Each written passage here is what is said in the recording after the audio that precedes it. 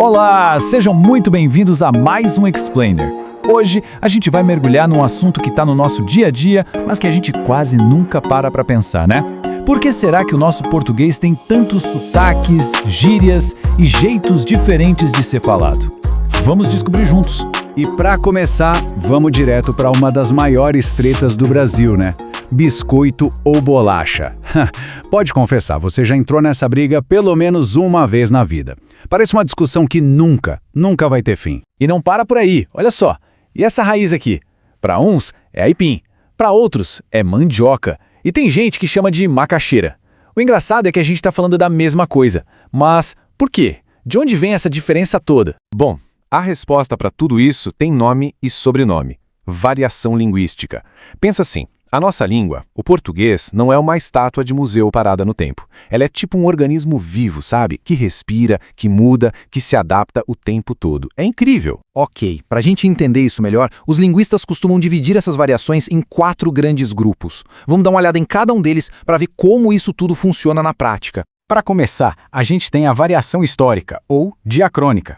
Esse nome complicado só quer dizer uma coisa: como a língua muda com o passar do tempo. É tipo uma viagem no túnel do tempo do nosso vocabulário. E o exemplo mais famoso disso é, sem dúvida, a palavra você. Você acredita que ela começou como vossa mercê? Era um jeito super formal de falar. Aí, com o tempo, a preguiça foi batendo, o pessoal foi encurtando, virou vosmecê, até chegar no nosso você de hoje. E, se a gente for sincero, na conversa do dia a dia vira só cê, né não? E essa mudança não para. Pensa nas palavras que seus avós usavam e que hoje soam estranhas. Quem hoje em dia fala farmácia com PH? Ou diz que vai ver uma fita de cinema? As palavras envelhecem, saem de moda e outras mais novas tomam o lugar delas. É o ciclo da vida da língua. Beleza, agora vamos para o segundo tipo, a variação geográfica ou diatópica. Essa aqui é talvez a que a gente mais percebe. É basicamente sobre como o português muda de uma região para outra do Brasil. E aí a gente volta para os nossos exemplos do começo, né? É macaxeira, aipim, mandioca, é guri, piá, moleque, é sinal, sinaleiro, farol. O Brasil é gigante, então é super natural que cada cantinho tenha seu jeito próprio de nomear as coisas. E claro, não vamos esquecer dos sotaques, que são a música de cada região. E olha só essa expressão, cabra. Em muitas partes do Nordeste, cabra é um cara, um sujeito. Expressões assim são o que a gente chama de regionalismo. Elas carregam a história, a cultura e a alma de um lugar. É muito mais do que só uma palavra. Certo, já vimos a variação no tempo e no espaço. Agora vamos falar da variação social, ou diastrática. Essa aqui tem a ver com os diferentes grupos de pessoas que existem na sociedade. Pensa bem, um jovem não fala do mesmo jeito que um idoso, certo? Um médico falando com outro médico usa um monte de termos que a gente não entende. Surfistas, gamers, advogados, cada tribo tem seu próprio dialeto, suas próprias gírias. É o jeito de falar que identifica aquele grupo. E um exemplo super interessante disso é o pajubá.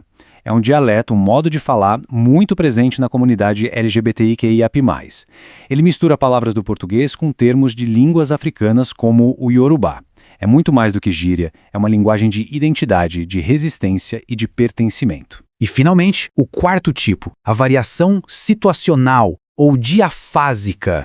Essa aqui é sobre a gente. É sobre a nossa habilidade de trocar de roupa na hora de falar, dependendo da situação. É bem óbvio, né? O jeito que você escreve um e-mail para o seu diretor não é o mesmo jeito que você manda um áudio para o seu melhor amigo. A gente sabe instintivamente quando ser mais formal e quando pode relaxar e ser informal. Essa capacidade de se adaptar é fundamental para a gente se comunicar bem. E as gírias são um exemplo perfeito disso. Flopou, ser trollado, pagar mico, pode pá.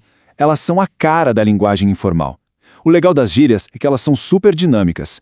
Nascem na internet, viralizam e do nada já tem outra no lugar. Mostra como a língua está viva e pulsando. Ok, depois de ver todos esses tipos de variação, histórica, geográfica, social, situacional, fica aquela pergunta no ar, né?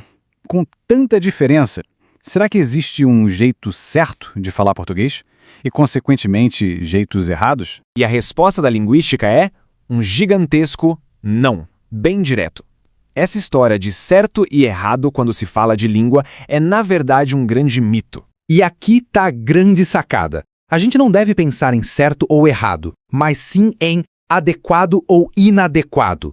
O que isso quer dizer? Simples. Você precisa saber qual roupa linguística vestir para cada ocasião. Falar com gíria na roda de amigos é super adequado. Falar do mesmo jeito numa entrevista de emprego, nem tanto. Ser um bom falante é saber se adaptar. Só que, infelizmente, essa ideia de que existe um jeito certo de falar acaba gerando um problema bem sério na nossa sociedade. Um problema que vai muito além da língua. É o chamado preconceito linguístico. É quando a gente julga, discrimina ou até humilha uma pessoa só pelo jeito dela falar. Sabe aquela piadinha com o sotaque nordestino? Ou quando alguém diz que o jeito caipira de falar é errado? Isso é preconceito. É usar a língua para criar uma hierarquia, como se um jeito de falar fosse melhor que o outro. E como diz um dos maiores linguistas do Brasil, Marcos Bagno, não existe nenhuma justificativa, nem científica, nem ética, nem nada, para a gente continuar condenando esses jeitos de falar como se fossem erros. Eles são apenas diferentes. São parte do que o português brasileiro é. Então, a grande mensagem é esta: toda variação linguística é válida. Nenhum sotaque é melhor que o outro, nenhuma gíria é mais correta. Todas essas formas de falar, juntas, é que formam a riqueza e a beleza do nosso idioma. Essa diversidade é um patrimônio cultural que a gente tem que celebrar. E para a gente fechar, fica aqui uma reflexão para você levar. A língua, no seu dia a dia, tem servido para unir ou para separar as pessoas? A gente pode usar as palavras para construir pontes e se conectar, ou para erguer muros e afastar. A escolha no final é de cada um de nós. Valeu por acompanhar e até a próxima.